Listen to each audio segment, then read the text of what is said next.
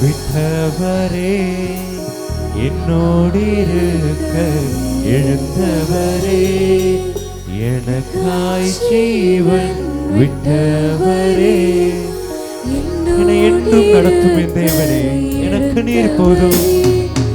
என்னை என்றும் வழி நடத்துவாரே, சந்திக்க வருவார், இந்த பாவியை சந்திக்க வருவார். என்றும் வழி நடத்துவாரே, என்னை சந்திக்க வந்திடுவாரே.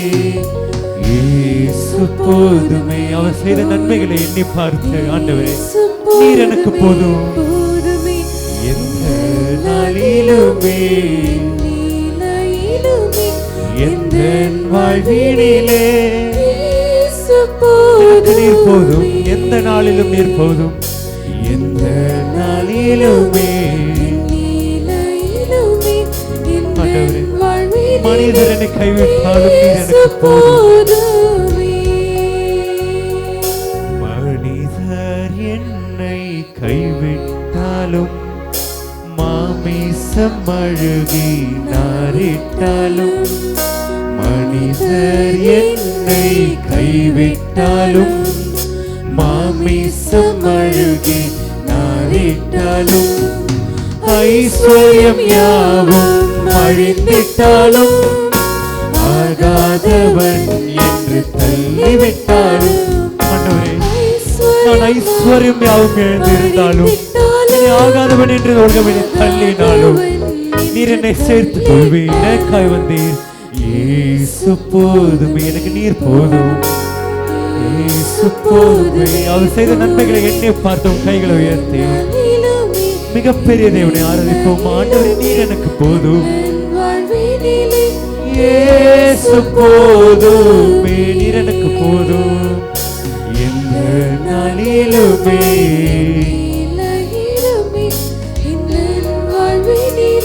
இயேசு போதுமே,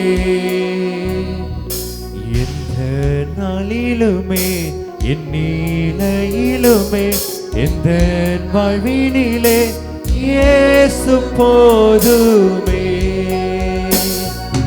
எனக்காய் ஜீவன் விட்டவரே, என்னோடு இருக்க எழுந்தவரே, எனக்காய் ஜீவன் நல்லவரை எனக்காய் நீர் என்னை என்றும் வழி நடத்துவாரே. சத்தத்தை உயர்த்தி ஆண்டவரே நீர் எனக்கு போதும். எனக்காய் யாவும் செய்த தேவனே, நீர் எனக்கு போதும். இயேசு போதுமே, போதுமே. என் இயேசு எனக்கு போதுமானவர். என் நிலையிலுமே எந்த வாழ்வினிலே இயேசு போதுமே. எந்த நாளிலுமே எந்த நாளிலுமே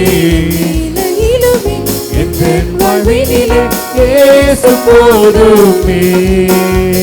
புல்லுள்ள இடங்களில் மேய்த்திடுவார், அமர்ந்த தண்ணீரத்தை நடத்திடுவார். புல்லுள்ள இடங்களில் மேய்த்திடுவார்,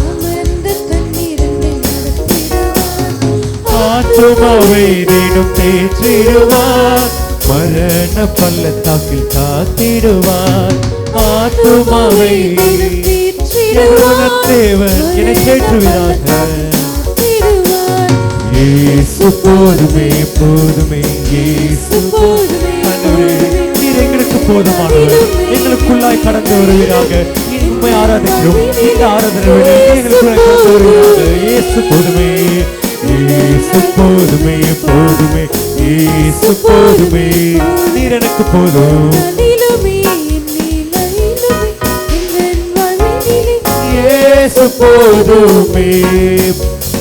பிசாசின் சோதனை பெருகிட்டாலும் சோர்ந்து போகாமல், பிசாசின் சோதனை எனக்கு உதவும் தேவனே. இந்த உலகமும் மாமிசமும் மயக்கிட்டாலும் உம்மை நோக்கி வர கிருபை செய்வீராக. எனக்கு தயவை காட்டுவீராக. என்னை சரி நீர் எனக்கு போதும். இயேசு போதுமே, போதுமே போதுமே எந்த நாளிலுமே என் நிலையிலுமே இயேசு போதுமே. சபை சத்தத்தை உயர்த்தி இயேசு போதுமே இயேசு போதுமே போதுமே எந்த நாளிலே இயேசு போதுமே. நாம் யாவரும் கண்களை மூடி ஜெபிக்கலாம். ஸ்தோத்திரிக்கிறோம் ராஜாண்டவரே, துதிக்கிறோம் அப்பா, மகியும் இரக்கமுள்ள தெய்வமே, ஸ்தோத்திரிக்கிறோம் ராஜாண்டவரே. சப்பா இந்த நாளை என் தேவன கருத்தை எங்களுக்கு கொடுத்த தயவுக்காக உங்க கொடான கொடி நன்றிகளை செலுத்துகிறோம் ஆண்டவரே. இப்போ நம்ம வார்த்தைக்கு நிகராக கடந்து போக போகிறோம். தேவன் அடியான மறைத்து நீங்க பேசுங்க தகப்பனே. வந்த ஆத்மாக்கள் வந்த வண்ணம் வெறுமையாக திரும்பாதபடிக்கு தேவன் அவர்களை ஆசீர்வாதத்துடன் ஐஸ்வர்யத்தோடு நிரப்பி ஏசப்பா சத்துருவின் கண்களுக்கு விளக்கி அவங்களை அடுத்த வாரம் சாட்சிகளாக நிறுத்துங்க. ஒவ்வொருத்தருடைய வாழ்க்கையிலும் ஏசப்பா இன்றைக்கு நீங்க கொடுக்க போற செய்தி, இன்னைக்கு அவங்களுக்கு நீங்க கொடுக்க போற மன்னா ஏசப்பா, இன்றைக்கு நீங்க அவங்க கொடுக்க போற ஜீவ வார்த்தை, ஜீவ தண்ணீர் உங்க வாழ்க்கையில் ஒரு பெரிய அற்புதத்தை கொண்டு வரட்டும். சத்ருவின் தலையில் நசுக்குகிறோம். நீர் ஒருவர் மாத்திரம் ஜெயமெடுத்தீர் என்று விசுவாசிக்கிறோம். பாதுகாத்துக் கொள்ளுங்க, வழி நடத்துங்க, சாட்சியாக நிறுத்துங்க. மீட்பர் இயேசு கிறிஸ்து நாமத்தில் ஜெபிக்கிறோம் ஜீவனுள்ள நல்ல பிதாவே, ஆமென். ஹல்லேலூயா. எசேக்கியேலின் புஸ்தகம் 2ஆம் அதிகாரம் 1-2 வசனங்களை வாசிக்கலாம். எசேக்கியேலின் புஸ்தகம் 2ஆம் அதிகாரம் 1ஆம் வசனம் 2ஆம் வசனம். அவர் என்னை நோக்கி மனுபுத்திரனே உன் கால் ஊன்றி நில் உன்னுடனே பேசுவேன் என்றார். இப்படி அவர் என்னோட பேசும்போது ஆவி எனக்குள் வந்து என்னை காலூன்றி நிற்கும்படி செய்தது. அப்பொழுது அவர் என்னுடனே பேசுகிறதை நான் கேட்டேன். அப்ப தேவன் இந்த வசனத்துல பார்த்தீங்கன்னா 2 விதமான ஆவிக்குரிய அனுபவம் இருக்கிறது. ஒன்று கால் ஊன்றி நிற்கிற அனுபவம். அந்த கால் ஊன்றி நிற்கிறவங்களுக்கு ஒரு அனுபவத்தை தேவன் கொடுக்கிறார். என்ன அனுபவம்? தேவன் அவர்களோடு பேசுகிறார். ஹல்லேலூயா ஹல்லேலூயா. 2 விதமான அனுபவம் இதில் இருக்கிறது. முதல்ல கால் ஊன்றி நிற்கிறது அவங்களோட ஒரு பேஸ்மெண்ட். அந்த பேஸ்மெண்ட்டில் நீங்கள் ஸ்ட்ராங்காக இருந்துட்டீங்க. நான் கால் ஊன்றி தேவனுக்குள்ளாக நான் நின்றுட்டேன், தேவனுடைய சன்னதியில் நான் காலூன்றி நின்றுட்டேன், தேவனுடைய சத்தியத்தில் நான் காலூன்றி நின்றுட்டேன் நீங்கள் சொன்னீங்கன்னா தேவன் உங்களோட பேச தேவன் வல்லமுள்ளவராக இருக்கிற. இன்றைக்கு உங்களுக்கு எப்படி காலூன்றி தேவனுடைய சமூகத்தில் நிற்க வேண்டும் என்ற அனுபவத்தை நான் உங்களுக்கு சொல்லிக் கொடுக்கறதுக்காக தேவனை நான் அனுப்பியிருக்கேன். அந்த பற்றி தான் நான் பேச போகிறேன் இன்னைக்கு. ஹல்லேலூயா. தேவனுடைய சமூகத்தில் மனுபுத்திரனே நீ உன் கால் ஊன்றி நில் என்று வசனம் சொல்லுகிறது. நம்மளோட கால் ஊன்றி நம் தேவனுடைய சமூகத்தில் நிற்க வேண்டும். கால் ஊன்றி நிற்பதுனா எப்படி நிற்கிறது? எப்படி நிற்கிறதா? இல்லை, அப்படி இல்லை. தேவனுடைய சமூகத்தில் முழங்கால் படியிட்டு தேவனுடைய சமூகத்தில் ஜெபத்தில் தரித்திருந்து தேவனுடைய ஆவிக்குரிய ஜீவியத்தில் அவர் உங்களுக்காக நியமித்து வைத்திருக்கிற ஓட்டத்தில் கால் ஊன்றி நீங்கள் நிற்க வேண்டும். எப்படி ஜெபத்தில் கால் ஊன்றி நிற்க வேண்டும். அவர் உங்களுக்காக வைத்திருக்கிற வாக்குத்தத்தங்களில் கால் ஊன்றி நிற்க வேண்டும். அவர் உங்களுக்காக வைத்திருக்கிற சுத்தங்களில் நீங்கள் கால் ஊன்றி நிற்க வேண்டும். அவருடைய ஆவி கூறிய ஜீவியத்தில் நீங்க கால் ஊன்றி நிற்பீர்கள். ஆனால் தேவன் உங்களுடைய வாழ்க்கையில ஆசீர்வாதங்களை கட்டளையிட தேவன் வல்லமையுள்ளவராக இருக்கிறார். ஹல்லேலூயா ஹல்லேலூயா. இன்றைக்கு தேவன் உங்களோட பேச போகிற தலைப்பு நீங்கள் கால் ஊன்றி நிற்க வேண்டும். You have to stand firm, set your feet on towards God. Hallelujah. தேவனுடைய சமூகத்தில் அவருடைய காரியங்களில் நீங்கள் கால் ஊன்றி நிற்க வேண்டும். நம்ம கால் ஊன்றி நிற்போம் எப்போ? நமக்கு ஒரு தேவை இருக்கும்போது, ஆண்டவர்கிட்ட நமக்கு ஒரு தேவை இருக்கும், ஆண்டவர் இந்த தேவைக்காக அவர்கிட்ட வருவோம். அதுக்கப்புறம் அடுத்த வாரம் சபையில் ஆளே காணாமல் போயிடுவோம். அப்போ கால் ஊன்றி நிற்போம். அந்த தேவை முடிகிற வரைக்கும் கால் ஊன்றி நிற்போம். முடிஞ்சதுக்கப்புறம் காலும் இருக்காது, கையும் இருக்காது, எங்கே இருப்போம்னு தெரியாது, ஆள் அடையாளமே தெரியாமல் ஆள் அட்ரஸ் எல்லாம் ஓடி போயிடுவோம். ஹல்லேலூயா. நீங்கள் தேவனுடைய சமூகத்தில் தேவைக்கு இல்லை. அப்போ ஆண்டவரும் தேவைக்கு ஹெல்ப் பண்ணாருன்னு நம்ம ஒன்றும் பண்ண முடியாது. அவ்வளோ செத்து தான் போகணும். நம்ம அவருடைய சமூகத்தில் நீங்கள் கால் ஊன்றி நிற்பீர்கள். ஆனால் நம்ம உலகத்தின் காரியங்களில் கால் ஊன்றி நிற்கிறோம், உலகத்தின் இதில் சாய்ந்து உட்கார்ந்து இருக்கிறோம், உலகத்தின் காரியங்களில் உட்கார்ந்துருக்கோம், பின்னாக தங்கி வாழ்ந்திருக்கிறோம். ஆனால் நம்ம ஆவிக்குரிய ஜீவியத்தில் தேவனுடைய ஜீவியத்தில் கால் ஊன்றி நிற்க வேண்டும். உலகத்தான் பாருங்க, ஒரு கல்யாணம் நடக்கும், அந்த பந்தக்காலை நடுறாங்க. அந்த பந்தக்காலை நடுறதுனால என்ன? அது ஒரு விசேஷம். அதை நட்டு வைக்கிறாங்க, அதை வைத்து காலூன்றி நிற்கிறார்கள். ஒரு திருவிழாக்கு அதை வச்சு காலூன்றி நிற்க வைக்கிறார்கள். ஒரு விசேஷம், அதற்கான காலூன்றி எல்லாவற்றுக்கும் அதன் மூலமா அவங்களுக்கு ஒரு அதிசயம் நடக்குமோ இல்லை அப்படி நடக்கும் என்று அவர்கள் எண்ணி அவங்க காலூன்றி நிற்க வைக்கிறார்கள். ஆனால் தேவன் உங்களை சொல்றாரு, நீங்க காலூன்றி நில்லுங்கன்னு. ஹல்லேலூயா. நீங்கள் அவருடைய மனுபுத்திரனே, உன் கால் ஊன்றி நீ தேவனுடைய சமூகத்தில் நிற்பாயானால் அவருடைய ஆவி உங்களுக்குள்ளாக பிரவேசிக்கும் போது நீங்கள் கால் ஊன்றி நிற்கும்படி செய்வீர்கள். ஹல்லேலூயா. உங்களை கால் ஊன்றி நிற்கும் போது, நீங்க நிற்கும் போது தேவனுடைய ஆவி உங்களுக்குள்ளாக பிரவேசிக்கும் என்று வசனம் சொல்கிறது. எடுத்து வாசிக்கலாம். எசேக்கியேலின் புஸ்தகம் 3ஆம் அதிகாரம் 24வது வசனங்களை வாசிக்கலாம். எசேக்கியேல் 3:24. உடனே ஆவி எனக்குள்ளே புகுந்து என்னை காலூன்றி நிற்கும்படி செய்தது. கையை தட்டுங்களையா. ஆவி எனக்குள்ளே புகுந்து என்னை காலூன்றி நிற்கும்படி செய்தது. அப்பொழுது அவர் என்னுடனே பேசி நீ போய் உன் வீட்டுக்குள்ளே உன்னை அடைத்துக் கொண்டிரு என்று வசனம் சொல்லுகிறது. அப்போ தேவனுடைய ஆவி உங்களுக்குள்ளே பிரவேசிக்க வேண்டுமானால் நீங்கள் காலூன்றி நிற்க வேண்டும். காலூன்றி நின்று பாருங்க, தேவனுடைய ஆவி உங்களுக்குள்ளாக வரும். தேவனுடைய ஆவி எங்கே உண்டோ அங்கே விடுதலை நிச்சயம் உண்டு. தேவனுடைய ஆவி எங்கே இருக்கிறதோ அங்கே அபிஷேகம் இருக்கிறது. தேவனுடைய ஆவி எங்கே இருக்கிறதோ அங்கே ஆசீர்வாதம் இருக்கிறது. தேவனுடைய ஆவி எங்கே இருக்கிறதோ அங்கே வல்லமை இருக்கிறது. தேவனுடைய ஆவி எங்கே இருக்கிறதோ அங்கே மேன்மை இருக்கிறது. ஆனால் நீங்க காலூன்றி நின்றுட்டீங்கன்னா தேவனுடைய ஆவி உங்களோடு கூட தேவன் வழி நடத்துவார். ஹல்லேலூயா. ஒருவேளை ஆண்டவரை இவ்வளவு நாள் உம்முடைய சமூகத்தில் நான் காலூன்றி நிற்காமல் இருந்திருக்கலாம். ஒருவேளை இவ்வளவு நாள் நான் தாழ்ந்து உட்கார்ந்து உருண்டு பிறண்டு அப்படிலாம் நான் என் வாழ்க்கையில நான் ஜீவித்திருக்கலாம். ஆனால் இன்றைக்கு உம்முடைய சமூகத்தில் உம்முடைய ஆவி எனக்குள்ளாக பிரவேசித்து என்னை காலூன்றி நிற்கும்படி செய்யட்டும் சொல்றேன். கையை உயர்த்தி ஆண்டுக்குள்ள இல்லையா சொல்லுங்களேன். ஹல்லேலூயா. ஹல்லேலூயா. சத்தமே கேட்கலையா? ஹல்லேலூயா. ஹல்லேலூயா. ஹல்லேலூயா. நீங்கள் காலூன்றி நிற்கிற அனுபவத்திற்குள்ளாங்க நீங்கள் வந்துட்டீங்கன்னா உங்களை அசைக்க ஒருத்தனாலும் முடியாது. ஏன்னா கால் தான் நம்மளுடைய ஸ்ட்ராங் இல்லையா? நம்மளோட கால் தான் வந்து இட்ஸ் எ பேஸ். நம்மளோட காலில் பாடியில் இருக்க பிக்கெஸ்ட் போனே நம்ம காலில் இருக்க ஃபீமர் போன் தான். அப்போ தேவன் உங்களுக்கு ஒரு பலமான ஒரு ஸ்ட்ராங்கான போனே தேவன் காலில் தான் வைத்திருக்காரு. ஏன்னா அவருக்கு தெரியும், ஏன்னா நீங்கள் காலூன்றி நிற்க வேண்டும் என்று சொல்லி. ஹல்லேலூயா. காலூன்றி நிற்பதற்கான பலத்தை தேவன் கொடுத்திருக்கிறார். ஆனால் அந்த பலத்திற்கு நீங்கள் என்ன வேணும்? தேவனுடைய சன்னதிக்குள்ளாக, தேவனுடைய ஆலயத்திற்குள்ளாக நீங்கள் காலூன்றி நிற்பீர்கள். ஆனால் தேவன் உங்களுக்காக செய்ய இருக்கிற காரியங்கள் பயங்கரமான காரியங்களா இருக்கிறது. ஹல்லேலூயா. ஹல்லேலூயா. எடுத்து வாசிக்கலாம். யோசுவாவின் புஸ்தகம் 3ஆம் அதிகாரம் 17வது வசனங்களை வாசிக்கலாம். யோசுவா 3:17. சகல ஜனங்களுக்கும் யோர்தானை கடந்து தீரும் அளவும் கர்த்தருடைய உடன்படிக்கை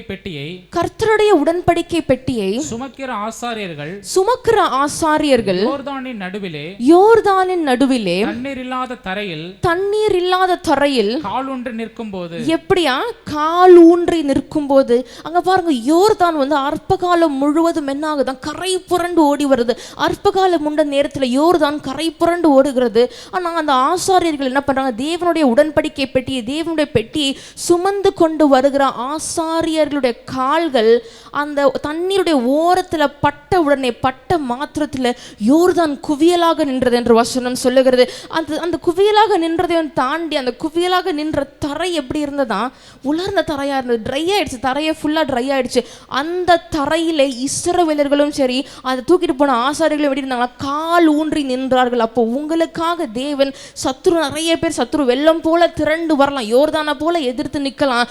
ஆனால் உங்களுடைய கால்கள், காலூன்றி நிற்கிற கால்கள் நிற்குமானால், தேவனுடைய வல்லமை உங்களுக்குள்ளாக இருக்குமானால், உங்களுடைய சத்துருக்கள் யோர்தானை போல குவியலுக்குள்ளாக ஓரம் கட்டிடுவார் ஆண்டவர். ஹல்லேலூயா. விசுவாசம் தாங்க. விசுவாசமானது நம்பப்படுகிறவைகளில் உறுதியும் காணப்படாதவைகள் நிச்சயமா இருக்கிறது என்று வசனம் சொல்கிறது. யோர்தானை பாருங்கள், அது ஆசாரியர்களுடைய கால்கள், பெட்டியை சுமந்து கொண்டு வருகிற ஆசாரியர்களுடைய கால்கள் பட்ட மாத்திரத்தில், காலின் ஓரங்கள் பட்ட மாத்திரத்தில் என்ன ஆகிறதா? யோர்தான் சார்தானுக்கு அடுத்த ஆதாம் ஊர் வரைக்கும் குவியலாக, ஊரூரா தொடர்ந்து குவியலாக நின்றது என்று வசனம் சொல்லுகிறது. எப்படி? இட் ஸ்டாண்ட்ஸ் லைக் பில்லர், ஒரு குவியல் போல இட்ஸ் ஸ்டாண்டிங். தேவன் உங்களுக்காக வழியை ஆயத்தப்படுத்துகிற தேவனாக இருக்கிறார்.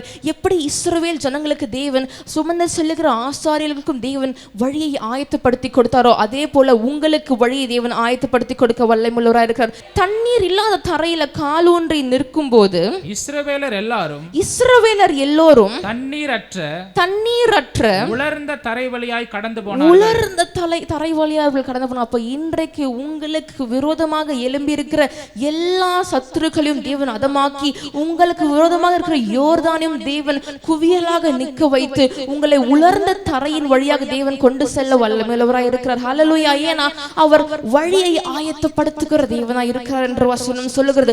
கோணலான வைகளை செவையாக்குகிற தேவனா, தடைகளை உடைக்கிற என் ஆண்டவர் எனக்கு முன்பாக போகிறார். ஹல்லேலூயா. அந்த மாதிரிதான் யோர்தானுக்கு முன்பாக ஆசாரியர்களுக்கு முன்பாக தன்னுடைய உடன்பட்டி அந்த ஆர்க் ஆஃப் கவர்னன்ட்டை சுமந்து செல்லுகிற ஆசாரியர்களுக்கு முன்பாக தேவன் கடந்து போகிறார். ஏன்னா தடைகளை உடைக்கிற அவருக்கு தெரியும் யோர்தான் எப்படி பிளக்கணும். ஹல்லேலூயா. எடுத்து வாசிக்கலாம். 1 நாளாகமத்தின் புஸ்தகம் 28ஆம் அதிகாரம் 2வது வசனங்களை வாசிக்கலாம். 1 நாளாகமம் 28:2. அப்பொழுது ராஜாவாகிய தாவீது எழுந்திருந்து காலூன்றி நின்று. தாவீது என்ன பண்ணாரா? எழுந்திருந்து கால் ஊன்றி நின்றார் என்று வசனம் சொல்லுகிறது. எதற்கு தெரியுமா கால் ஊன்றி நின்றார்? வாசிக்கலாம். என் சகோதரரே, என் ஜனமே, நான் சொல்வதை கேளுங்கள். அப்போஸ்தலர் தீர்க்கதரிசி பிள்ளைகளே, நான் சொல்வதை கேளுங்கள்.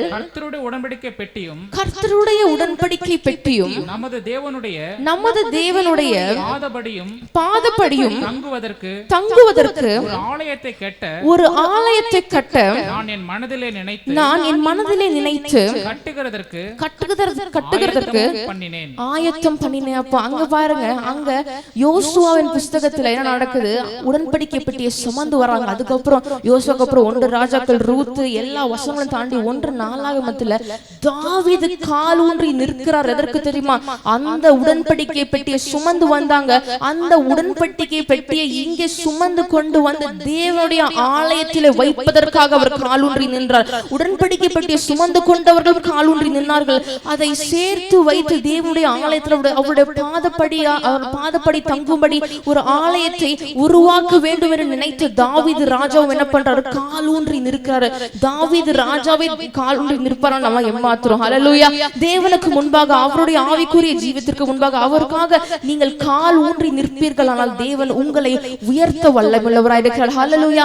உடன்படிக்கை பெட்டியோட வல்லமை பயங்கரமான வல்லமையா இருக்காங்க. இன்னொரு மெசேஜ் நான் ஒரு நாள் கண்டிப்பா பேசுறேன். ஆனா அந்த வல்லமை ஒரு பக்கம் இருந்தாலும் கால் ஊன்றி நிற்க வேண்டும்.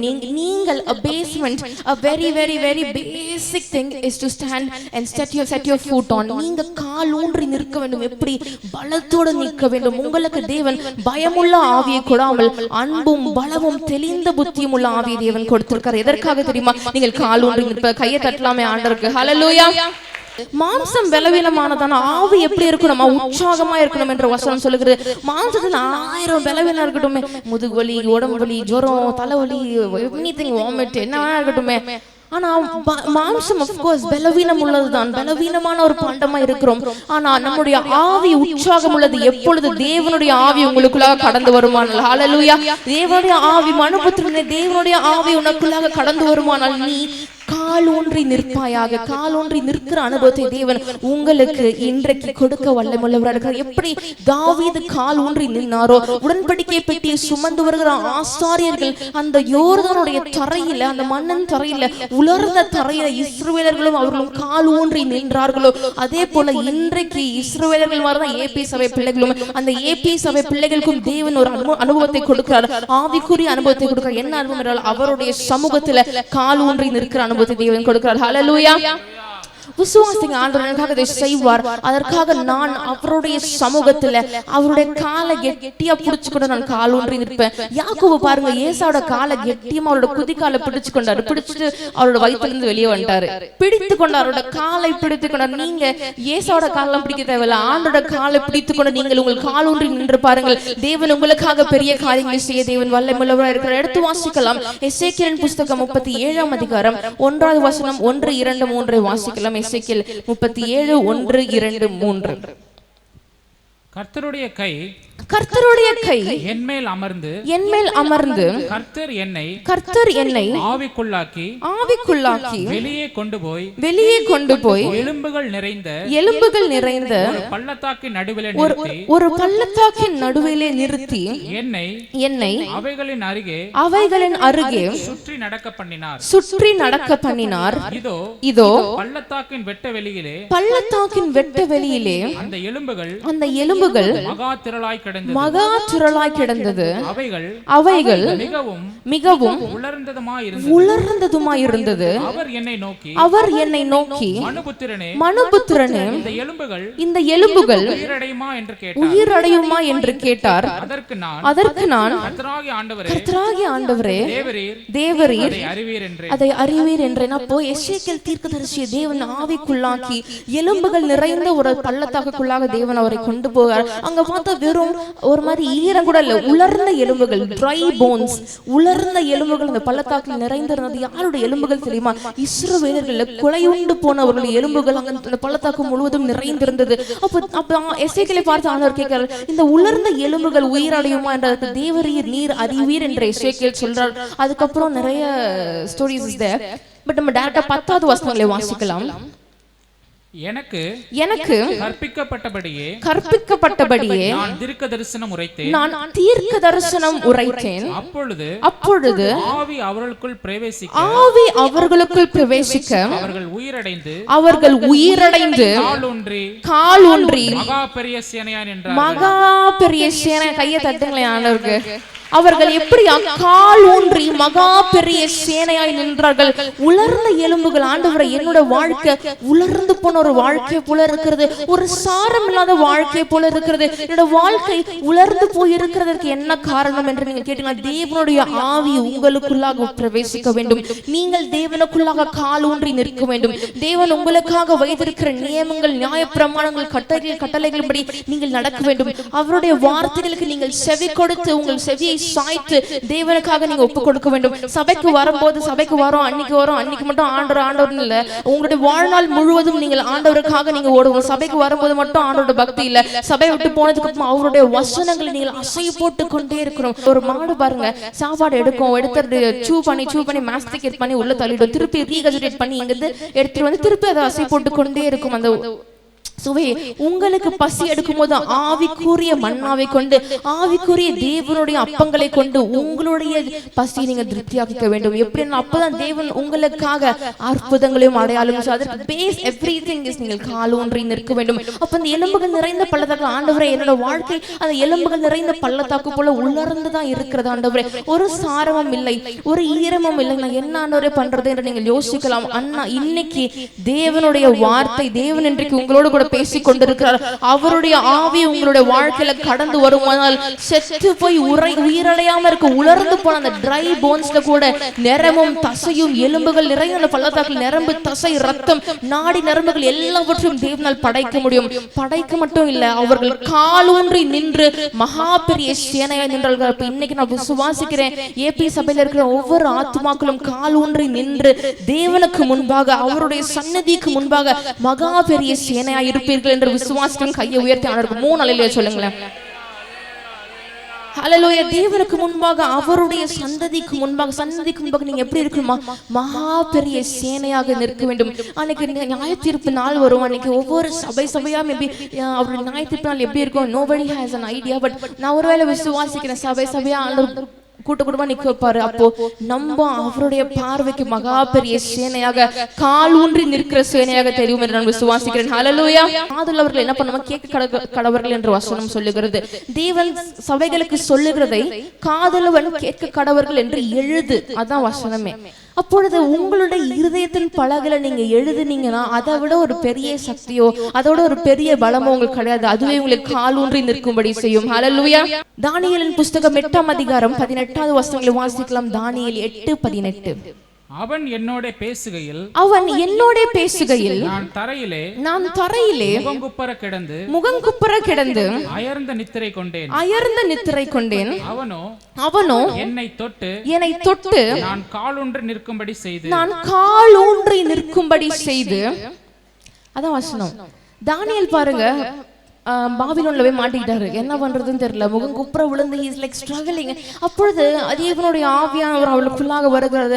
அவனை தொட்டு மாத்திரம் என்ன ஆகுது, அவர் கால் ஊன்றி நிற்கிறார். அப்போ உங்களை வாழ்க்கையில நிற்க வேண்டியது ஒரு அனுபவம். தேவன் உங்களை, நீங்க நின்னுட்டே இருக்கணும்னு சொல்லல, உட்காரவும் சொல்றாரு. பட் ஸ்டில் அவருக்குள்ளாக நீங்கள் திடப்பட்டு நிற்க வேண்டும் என்று வசனம் சொல்லுகிறது. யோபு சொல்லுகிறார் வசனத்துல, என் மீட்பர் உயிரோடு இருக்கிறார் என்று வசனம். என் மீட்பர் உயிரோடு இருக்கிறார். அவர் கடைசி காலங்களிலே பூமியின் மேல் வந்து நிற்பார் என்று வசனம் சொல்லுகிறது. பூமியில் வந்து உட்காருவார் என்று வசனம் சொல்ல, பூமியின் மேல் வந்து நிற்பார். அப்ப ஆண்டவரே வந்து நிற்கிறார்னா நம்ம ஏமாத்துறோம். ஹல்லேலூயா என்று யோபுவின் புஸ்தகம் 9ஆம் அதிகாரம் 25வது வசனம் சொல்லி, எப்படி என் மீட்பர் உயிரோடு இருக்கிறார், அவர் கடைசி நாட்களிலே பூமியின் மேல் வந்து நிற்பார் என்று நான் அறிந்திருக்கிறேன் என்று வசனம் சொல்லுகிறது. அப்போ நீங்கள் அறிந்திருக்க வேண்டும் என்னவென்று, உங்களுக்காக தேவன் வந்து பூமியின் மேல் வந்து எப்படி நிற்பார். சத்துருக்களோடு நீங்கள் போராடும் போது தேவன் உங்களோடு வந்து நிற்பார். நீங்க வந்து நிறைய காரியங்களை தோல்வி அடைந்து நின்றிருக்கலாம். அப்ப தேவன், நீங்க நிக்கிறது தனியால, உங்களோட தேவன் பக்கத்துல நின்றிருப்பார். ஹல்லேலூயா,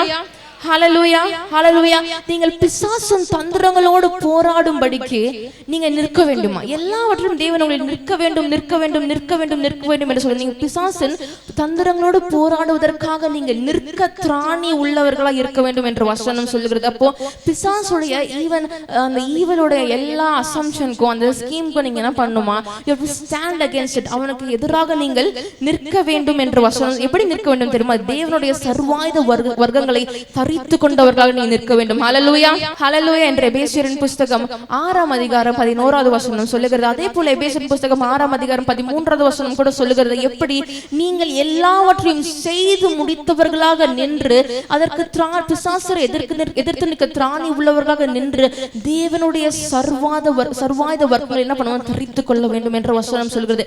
எல்லாவற்றையும் நீங்கள் செய்து முடித்தவர்களாக நிற்க வேண்டும். you have to stand. நிற்க வேண்டும் என்ற, நீங்கள் உட்காரம் என்ற வசனம் சொல்லல, நீங்க நிற்க வேண்டும். எப்படி? தேவனுக்குள்ளாக வல்லப்பட்டு நிற்க வேண்டும். தேவனே பூமியின் மேல் வந்து நிற்கிறவராய் இருக்கிறார்.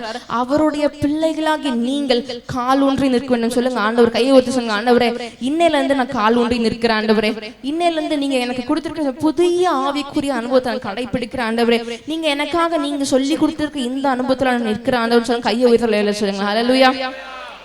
மார்க்குன் புஸ்தகம் 11ஆம் அதிகாரம் 25 கூட சொல்லுகிறது, நீங்கள் நின்று ஜெபம் பண்ணணுமா? எப்படி? நின்று நான் நின்றுட்டு இல்ல, முழங்கால் படிட்டு ஜெபம். தேவனுக்குள்ளாக நிற்கிறது, தேவனுக்குள்ளாக கால் ஊன்றி நிற்கிறது அப்படிங்கிறது என்னன்னா, அவருக்குள்ளாக முழங்கால் படிட்டு நீங்கள் ஜெபம் பண்ணும் போது நிற்க வேண்டும் என்று வசனம் சொல்லுகிறது. மார்க்கின் புஸ்தகம் 1:25 தேவன் உங்களுக்கு ஒவ்வொரு வார்த்தைகள் மூலமாக நீங்கள் எப்படி நிற்க வேண்டும், தேவனுக்குள்ளாக என்னென்ன காரியங்கள் நின்று, தேவனுக்குள்ளாக என்னென்ன ஓட்டங்கள் நின்று, தேவனுடைய பாதைகள்ல என்னென்ன பாதைகளை நீங்க நிற்க வேண்டும் என்று தேவன் உங்களுக்காக எழுதி வைத்திருக்கிற வெளிப்படுத்தல் விசேஷம் 3ஆம் அதிகாரம் 20ஆம் சொல்லுகிறது, நான் வாசற்படியில் நின்று கதவை தட்டுகிறேன். அவர் உட்கார்ந்து கதவை தட்டுறாரு வசனம் சொல்லல, அவர் வாசற்படியிலே நின்று கொண்டு கதவை தட்டுகிறார். அவர் நிற்கிற சத்தத்தை கேட்டு நின்று கொண்டு கதவை தட்டுகிற நேசருடைய சத்தத்தை கேட்டு நீங்க கதவை திறந்தீர்கள் என்றால், அவர் உங்களுடைய இருதயத்திற்குள்ளாக தேவன் உட்பிரவேசிப்பார். ஹல்லேலூயா. அவர் உட்பிரவேசித்து அவர் உங்களோட போஜனம் பண்ணுவார், நீங்களும் அவருடனே கூட போஜனம் பண்ணுவீர்கள் என்று வசனம் சொல்கிறது. தேவன் உங்களுடைய இருதயத்திற்கு வெளியே நின்று கொண்டிருக்க, ஒருவேளை ஆண்டவரே என்னுடைய இருதயத்தின் கதவுகளும் திறக்கப்படாமல் இருக்கலாம் ஆண்டவரே, ஆனா இன்றைக்கு ஆண்டவரே இந்த வசனம் என்னை காலூன்றி நிற்கும்படி செய்திருக்கிறது. இந்த காலூன்றி நிற்கிற அனுபவத்தின் மூலம் உங்களுடைய ஆவி எனக்குள்ளாக வந்திருக்கிறது. என்னுடைய இருதயத்தின் கதவு உமக்காக திறக்கிறேன்னு சொல்றாங்க. கையை உயர்த்தி ஆண்டவருக்கு ஆமென் சொல்லுங்களேன். ஹல்லேலூயா, ஹல்லேலூயா. நீங்கள் நிற்க வேண்டுமா? நம்ம நிற்க முடியும், ஆனா சத்ருவாக நிற்கவே முடியாது தெரியுமா? சங்கீதங்கள் புஸ்தகம் 1ஆம் அதிகாரம் 1வது வசனம் சொல்லுகிறது, துன்மார்க்கருடைய ஆலோசனையில் நடவாமலும் பாவிகளுடைய வழியில் என்னவா நில்லாமலும். பாவிகளுடைய வழியில் நம்ம நிக்க கூட கூடாதான், பாவிகளுடைய வழியில் நீங்கள் நில்லாமலும் என்று வசனம் சொல்லுகிறது. ஹல்லேலூயா. தேவன் அவருடைய பிள்ளைகளுக்கு நிற்கிறதுக்கான பலனை கொடுத்திருக்கான். அவன் பாவியுடைய வழியில் நில்லாமலும் பரிகாசக்காரன் உட்காரும் இடத்தில் உட்காரமும் கர்த்தருடைய வேதத்தில் பிரியமாய் இருந்து இரவும் பகலும் அவருடைய வேதத்தில் தியானமாய் இருக்கிற மனுஷன் யாரா? பாக்கியவானா இருக்கிறான் என்று வசனம் சொல்லுகிறது. அதே போலதான் சங்கீதங்களின் புஸ்தகம் 1ஆம் அதிகாரம் 5வது வசனம் கூட சொல்லுகிறது. என்ன சொல்லுகிறது? துன்மார்க்கர் நியாய தீர்ப்பிலும் பாவிகள் நீதிமான்களின் சபையிலும் நிலை நிற்கவே மாட்டார்கள். அப்ப நமக்கு மாத்திரம் நிற்கிற அனுபவத்தை தேவன் கொடுத்திருக்கார். சத்ருவை கால ஆண்டு உடைச்சு போட்டு உட்கார வச்சிருவார். ஹல்லேலூயா, ஹல்லேலூயா.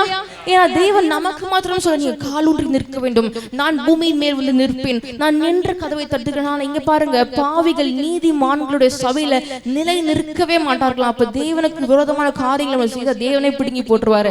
நிற்கிறதுக்கு தேவன் அவங்களுக்கு பலத்தை கொடுக்க மாட்டாரு, ஆரோக்கியத்தை எதுவுமே கொடுக்க மாட்டாரு. தூக்கி ஆண்டி போட்டு போயிட்டே இருப்பாரு. ஆண்டவருக்குள்ளாக நீங்கள் உறுதிப்பட்டு அவர் உங்களுக்காக செய்ய இருக்க காரியங்களுக்கு நீங்கள் அவரோடு கூட ஒப்பரவாகி ஆண்டவர்கிட்ட முழுசா உங்களை ஒப்பு கொடுக்கணும். ஆண்டவர் ஏதோ முழு இருதயத்தோடு என்னுடைய முழு ஆத்மாவோடு உங்களுடைய கரத்துல என்ன ஒப்பு கொடுக்கிற ஆண்டவரே, நீங்க என்ன ஸ்திரப்படுத்துங்க, நீங்க என்ன திருப்பி புடமிடுங்க, நீங்க திருப்பி வணையுங்க ஆண்டவரே. நான் எப்படி வேணா என்னோட வாழ்க்கை இவ்வளவு நாள் வாழ்ந்திருக்கலாம், ஆனா இன்றைக்கு என்னுடைய வாழ்க்கையை உங்களோட கருத்துக்களாக நான் ஒப்பு கொடுக்கிறேன் ஆண்டவரே. என்னை நீங்க ஸ்திரப்படுத்துங்க, என்னோட கால்களை நீங்கள் பலப்படுத்துங்க, நான் நிமிர்ந்து நிற்க காலூன்றி நிற்க தேவன் கிருபை செய்யுங்க. ஹல்லேலூயா. எரேமியா தீர்க்கதரிசி சொல்லுகிறார், எரேமியாவின் புத்தகம் 6ஆம் அதிகாரம் 16வது வசனம் சொல்லுகிறது, வழியருகே நின்று பூர்வ பாதை எவை என்று கேட்டு விசாரித்து அவைகளில் நடக்கிறவனுக்கு தான் இளைப்பாறுதல் என்ற வசனம் சொல்லுகிறது. ஹல்லேலூயா.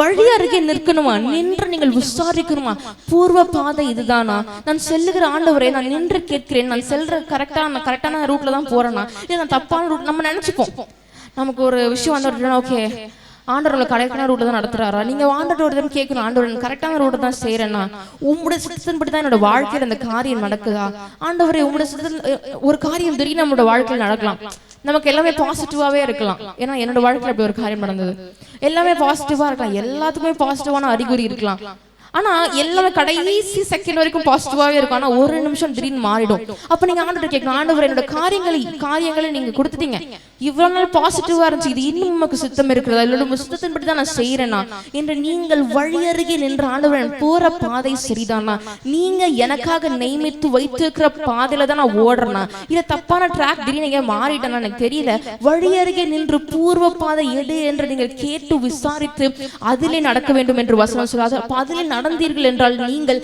இளைப்பாறுதல் உங்களுக்கு கிடைக்கும். ஹல்லேலூயா. இளைப்பாறுதலுடைய ஆசீர்வாதம் உங்களுடைய வாழ்க்கையில பலிக்கும். எப்ப என்றால் நீங்கள் கால் ஊன்றி நின்று வழி அருகே நின்று தேவனிடத்தில் விசாரித்து பூர்வ பாதை எவை என்று அறிந்து நீங்கள் செயல்படுவீர்கள். ஆனால் உங்களுடைய வாழ்க்கையில தேவன் அற்புதங்களையும் அடையாளங்களையும் செய்ய தேவன் வல்லமையுள்ளவராக இருக்கிறார். ஹல்லேலூயா. ஹல்லேலூயா. ஹல்லேலூயா. எடுத்து வாசிக்கலாம். எபேசியரின் புத்தகம் 6ஆம் அதிகாரம் 14 முதல் 16 வாசிக்கலாம். சத்தியம் என்னும் கச்சையை உங்கள் அறையிலே கட்டினவர்களாயும் நீதி என்னும் மார்க்கவசத்தை தரித்தவர்களாயும் சமாதானத்தின் சுவிசேஷத்திற்குரிய ஆயத்தம் என்னும் பாதரட்சையும் கால்களிலே தொடுத்தவர்களாயும் பொல்லாங்கு நெய்யும் அக்கினி ஆஸ்திரங்களை எல்லாம் அவித்து போடத்தக்கதாய் எல்லாவற்றுக்கும் மேலாக விசுவாசம் என்னும் கேடயத்தை பிடித்துக் கொண்டவர்களாயும். அப்ப விசுவாசம் என்னும் கேடயத்தை என்ன பண்ணுமா, பிடித்து கொண்டவர்களாக நீங்க நிற்க வேண்டும் என்று வசனம் சொல்லுகிற. ஆண்டவரே நான் விசுவாசம் என்னோட வாழ்க்கையில எப்படி இருக்கிறது தெரியல, விசுவாசம் நமக்கு எல்லாருக்கும் விசுவாசம் இருக்கு, எனக்கு விசுவாசமே இல்லைன்னு யாராவது சொல்ல முடியுமா? நீங்க விசுவாசம் என்னும் அந்த காரியத்தை, விசுவாசம் என்னும் கேடயத்தை நீங்கள் பிடித்து கொண்டவர்களாய் எப்படி இருக்கணுமா, உட்கார்ந்து இருக்கணும் வசனம் சொல்லல, நிற்க வேண்டும். ஹல்லேலூயா. அவருடைய சந்நிதியில முழங்கால் படியிட்டு நிற்க வேண்டும். அவருடைய சந்நிதியில விசுவாசம் என்னும் கேடயத்தை பிடித்தவர்களாக எல்லா அக்கினியாசம் எல்லாத்தையும் தள்ளிவிட்டு, ஆண்டவரே நீங்க கொடுத்திருக்க ஓடத்தை நான் ஓட போறேன், அந்த கால்களை எனக்கு பலப்படுத்துங்க, விசுவாசம் என்னும் கேடயத்தை பிடித்து கொண்டு நான் இன்னிலிருந்து நிற்க போறேன்னு சொன்ன கையை உயர்த்தல. ஹல்லேலூயா. பாவியின் வழியில கூட நான் நிற்க மாட்டேன்னு சொல்றேன், கையை உயர்த்தல இல்ல சொல்லுங்களேன்.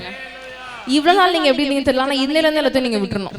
விசுவாசம் தாங்க. இன்னையில இருந்து ஆண்டவரே நான் எல்லாவற்றையும் விட்டுறேன் ஆண்டவரே, தவறு செஞ்சா தவற விட்டுறேன் ஆண்டவரே, தப்பு செஞ்சா தப்ப விட்டுறேன் ஆண்டவரே, நான் இதை பண்ணி அதை விட்டுறேன் ஆண்டவரே. எல்லாவற்றும் ஆண்டவருக்குள்ளாக உங்களை ஒப்புரவாகி ஒப்பு கொடுத்து நீங்கள் எல்லாவற்றையும் தேவனுக்குள்ளாக சரணடைந்து பாருங்கள். தேவன் உங்களுடைய வாழ்க்கையை மகா பெரிய மாற்றங்களை செய்ய அவர் வல்லமையுள்ளவராக இருக்கிறார். உங்களுக்காக பயங்கரமான காரியங்களை செய்ய தேவன் வல்லமையுள்ளவராக இருக்கிறார். எடுத்து வாசிக்கலாம்.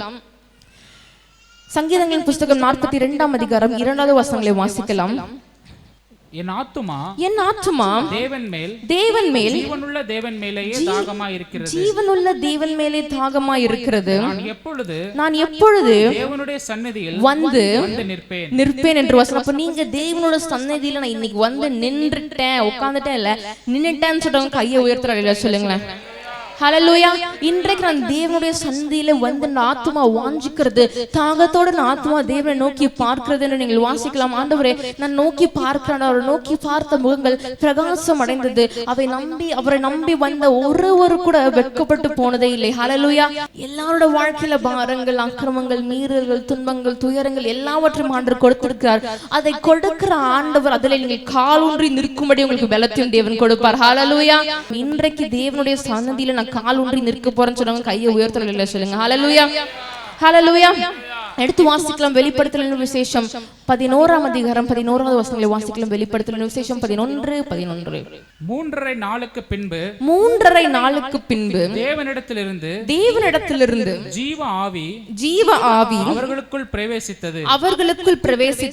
அப்பொழுது அவர்கள் காலூன்றி நின்றார்கள். எப்படி அவர்கள் காலூன்றி நின்றார்கள் என்று வசனம் சொல்லுகிறது. இந்த வருஷம் ஃபுல்லா நீங்க எப்படி நீங்கன்னு தெரியல, முக்காவாசி முடிஞ்சிருச்சு இந்த வருஷம். இந்த 3½ மாதங்களுக்கு பின்பு மாதிரி 3½ நாட்களுக்கு பின்பு மாதிரி இந்த பாதி முக்காவாசி வருஷத்துக்கு பின்பு இன்றைக்கு தேவனுடைய ஆவி உங்களுக்குள்ளாக உட்பிரவேசிக்குமானால் நீங்க இன்றைக்கு கால் ஊன்றி நிற்பீர்கள். ஹalleluya. அப்ப அடுத்த வாரம் இங்க கால் ஊன்றி நின்று சாட்சியை நான் கேட்க போறேன். ஹalleluya. 3½ நாளுக்கு பின்பு தேவனிடத்திலிருந்து ஜீவ ஆவி அவர்களுக்குள் பிரவேசித்தது. அப்பொழுது அவர்கள் காலூன்றி நின்றார்கள். ஏபி சபை பிள்ளைகள் காலூன்றி நின்றார்கள். அவர்களை பார்த்தவர்களுக்கு மிகுந்த பயம் உண்டாயிற்று. அப்போ உங்களை பார்க்கிற உங்கள் சத்துருக்களுக்கு மிகுந்த பயம் உண்டாகும். ஹalleluya, ஹalleluya. அவர் பயமுள்ள ஆவியை கொடுக்கவில்லை. யாருக்கு? அவருடைய பிள்ளைகளுக்கு அவர் பயமுள்ள ஆவியை கொடுக்கவில்லை. தேவனுக்கு மாத்திரம் நான் பயந்தால் போதும், மற்ற யாரும் பயப்படணும் அவசியமே கிடையாது.